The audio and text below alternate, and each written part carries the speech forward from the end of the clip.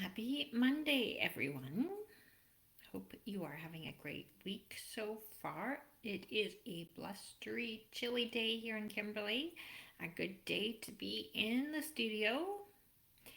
And in today's 10-minute Monday art tips, I want to talk to you about how to come up with good painting ideas or creative ideas, how to keep that flow happening. And there are a number of ways to do that. Number one is to think about places that you are emotionally attached to, places that are significant to you, a dog that means a lot to you. Um, it is easier to do a successful painting if you have an emotional attachment or connection. I should say connection. We're supposed to be non attached. So let's say an emotional connection will help you to succeed in a good painting if you have a personal connection. Now, a lot of my students have gone and got photos off the internet, which is perfectly fine and good, and it does provide you with good subject matter. But when you have actually been to the place and have seen it with your own eyes, those photos that have been taken from other people don't have as much of a connection. So that's one of my main first tips, is to really make sure that you resonate with the place. And it's really good when you're beginning to paint to take photos off the internet because you don't necessarily have a good stash of photos. I have got boxes and boxes and boxes of photos of places that I've been, or sometimes I can paint photos that are from my friends who know what it is I like, and who I can really connect with my friends, and they tell me about their paint trips, and they sometimes go hiking to places that I can't necessarily get to. For example, the Bugaboos is one place that I have painted a few times now, and I have never physically been there, but my dear friends have, and they've told me about it, and they've took photos specifically for me, and it really helped for me to get that emotional connection there. So that's important, that you know the place, you are familiar with it, you have that bit. Yeah. So that is really important. Trips. Sometimes have making trips. It's great to be able to paint memories from trips. It's great. And another thing you want to keep in mind is books. I have a big library full of books, and I look through them on a regular basis. Art books are super important, and looking at other people's art. And in today's world with the internet and Instagram and Pinterest, there is no end of ideas for you to steal. Austin Kleon wrote a great book called How to Steal Like an Artist. And it's true. You take little tidbits from other people, and like you like the color of this fellow's sky, and that you can incorporate into your painting and you make it your own. So the word stealing from other artists is a bit misleading, but it's the truth. You want to look at Lauren Harris paintings. I love Lauren Harris, and he's given me lots of ideas, even though I paint nothing like Lauren Harris, really. And yeah, so take from other artists what you can. The painting on my easel, there you go, is a triptych that I've started. I posted it yesterday, the sketch, in my promo for today's 10 minutes. And the Three Sisters in Canmore. I've driven by them, seen them, stayed in Canmore. I've wanted to paint them forever. Let me see, I've probably, how many years have I been painting? 26, 28 years I've been painting. And I've been looking at those Three Sisters all those years, and they are one of those iconic groupings of mountains that most painters have painted, and I have never painted them. And I didn't want to do them like everyone else. So I decided to do a triptych, which is 3 canvases side by side.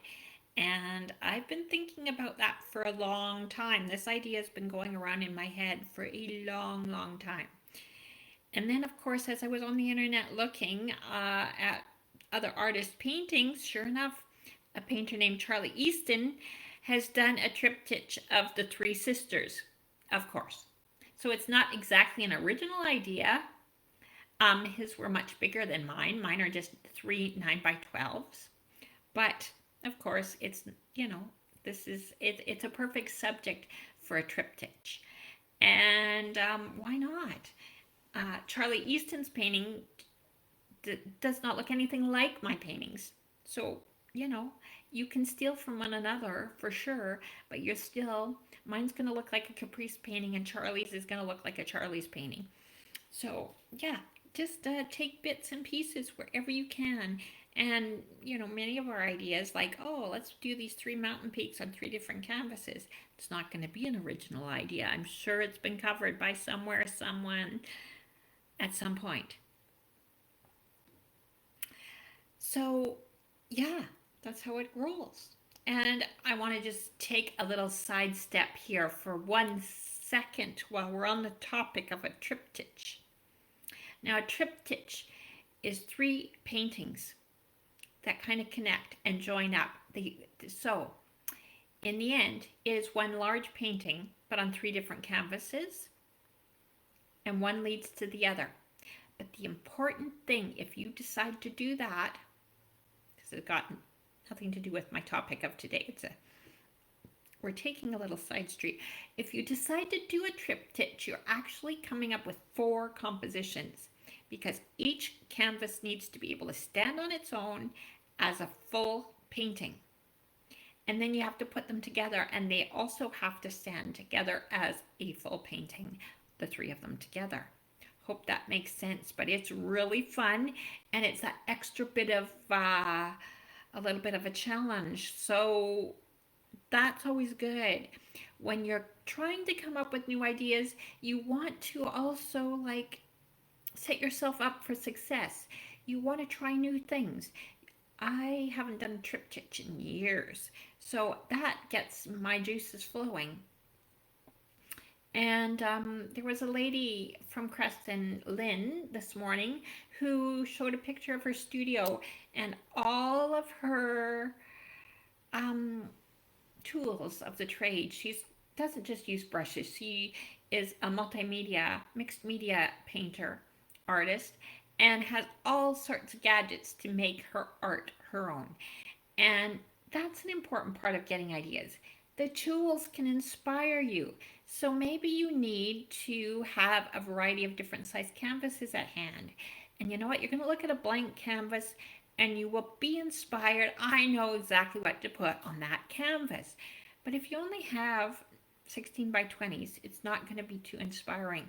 So have good canvases at hand, different sizes, different shapes, some more square, some more rectangle. Don't have too much miscellaneous clutter, and your art space should be about art. So keep it, you don't want to have paperwork in your studio. Don't have your computer in your studio. Don't be tempted to paint bills in the middle of your art session, etc. So keep your art space for art. Keep your books handy, your photo references handy. Keep your blank canvases handy.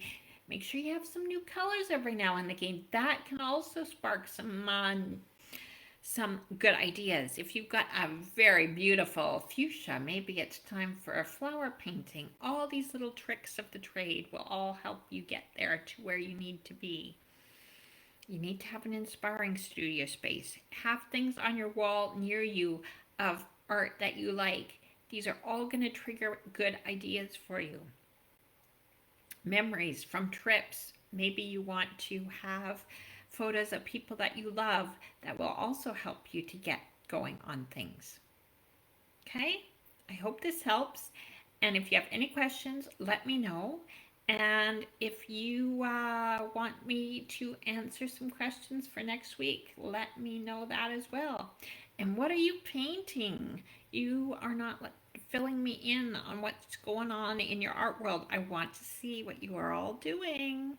So drop me a note and drop me a comment. Let me know. Okay. See you at the same time, same place next week. Bye for now.